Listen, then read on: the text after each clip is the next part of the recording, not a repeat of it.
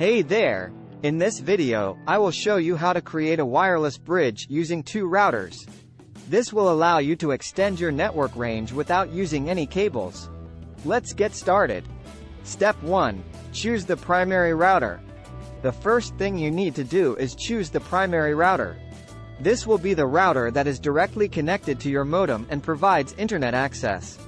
Make sure this router supports the wireless bridge mode. Step 2. Access the primary router settings. Once you've chosen the primary router, you need to access its settings. To do this, connect a device to the router using an Ethernet cable, open a web browser, and type in the router's IP address. This will take you to the router's configuration page. Step 3. Set up the primary router. In the router's settings, go to the wireless settings and select the wireless bridge mode. Choose the wireless network you want to connect to and enter the password. Save the settings and reboot the router.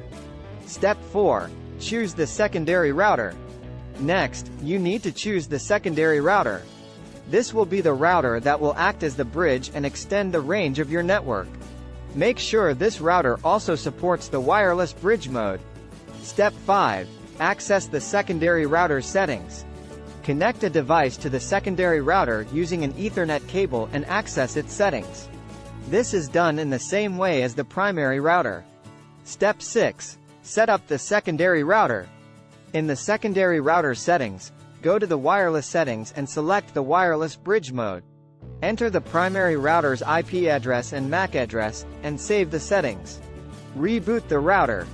Step 7. Test the wireless bridge. After both routers have been configured, unplug the Ethernet cable connecting them and test the wireless bridge. Connect a device to the secondary router and see if you can access the internet. Conclusion. And that's it.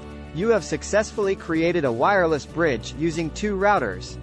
This will allow you to extend the range of your network without using any cables. Thank you for watching, and don't forget to subscribe to our channel for more tutorials like this one.